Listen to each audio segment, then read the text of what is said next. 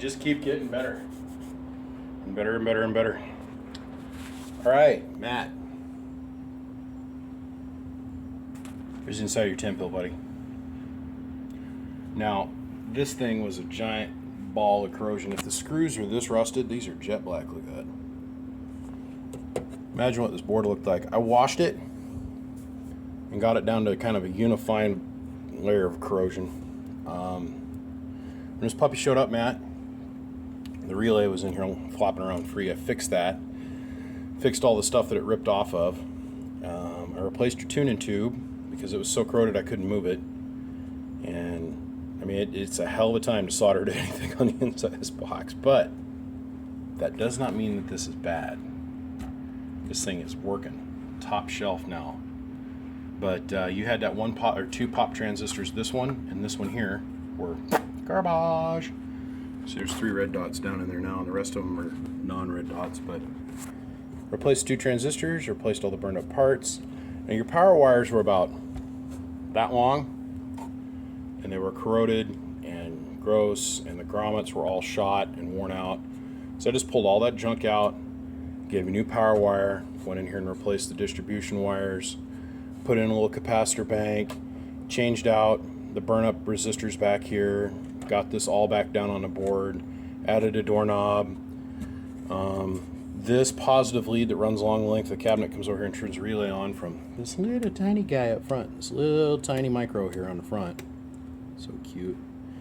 Anyhow, it was made of rubber wire and it was shorted out all along the cabinet. And what started is it was leaning up against the output combiner on this back corner back here.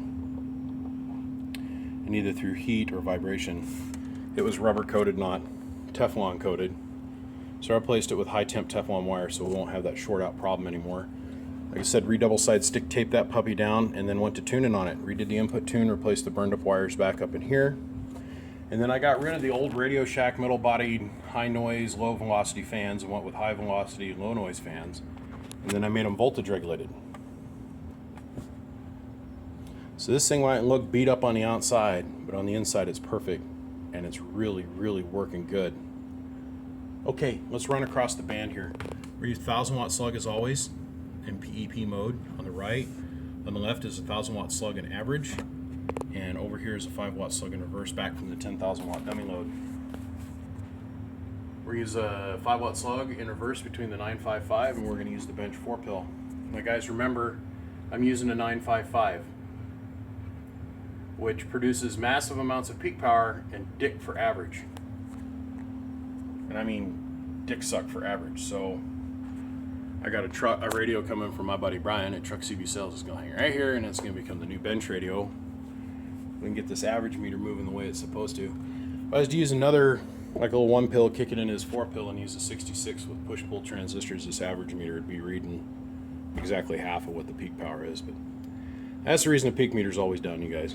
Is it's something to do with this radio and the finals in this radio. Now I take this final out and I put it in any other radio that uses an IR520 and it's got the average power that it's supposed to. I don't know, it's something about the 955.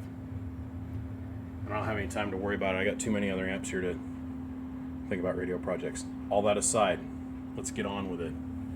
So we're in the 1000 watt scale in PEP. Hello, audio. We're operating on 14 volts. So I'm gonna put about 80 watts into this box. The 4-pill is off. So this is just the radio into the box. Hello. Laid it all the way in the corner in peak mode. The other thing I did is I added a cap down there, Matt. So now look, 1 watt dead key won't key it. Hello. As soon as I modulate, the relay stays latched up. So it allows you to run all the way down to a 1 watt dead key and the relay's not going to chatter on us anymore. That'll smooth that right out for you. So let's go over here. Let's click this up into 2x so we can start reading where we're at for power. Hello, audio. So we're seeing 1600 watts out of this with 80 watts worth of drive. Now we're going to drive the bejesus out of it. And the reason we're going to drive the bejesus out of it is because if it's going to fail, I want it to fail here before we end up sending it all the way across the pond to Matt in Hawaii. Let's kick on a 4-pill. We're going to turn this off. We're gonna go back to 1X. Now it's reading like a 1000 watt slug again, so I can demonstrate drive. 80 watts into the 4-pill. Hello, audio. That's 750. About where you want to be. We're gonna click this back up into 2X. This is reading like a 2000 watt slug. So instead of reading this bottom scale, we're now gonna read the middle. Okay. So right out here, it's gonna be 1000 watts. All right. Same thing. Turn on the Dave made. Now we knew that was going to happen. Laid it in a corner, hard. So now we're going to go to 5X. So now we're going to read that middle scale. 1,000, 2,000, 3,000, 4,000, 5,000. Okay. We're seeing about 2,600 out of this. And that's on 14 volts flat. So now let's reach down here. Turn on the magical produce more power, I mean turn up the volts. We're going to go to about 16. Hello, BBI, BBI, BBI.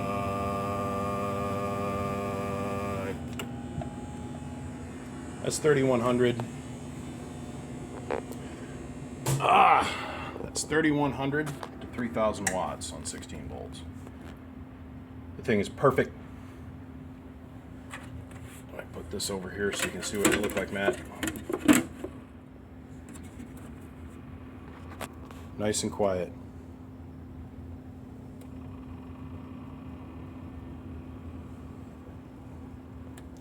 Put the screws, I'll put all new screws in the lid for you. I'll send you a sticker. Good to go. Matt, appreciate you sending it all the way over here from the islands. My name is BBI. Without a shadow of a doubt, I am the biggest mud duck in Idaho. Come check us out, www.bbiamps.com. Man, if you liked the video, subscribe. Follow me. Or come find us on Facebook. Or just go to my webpage.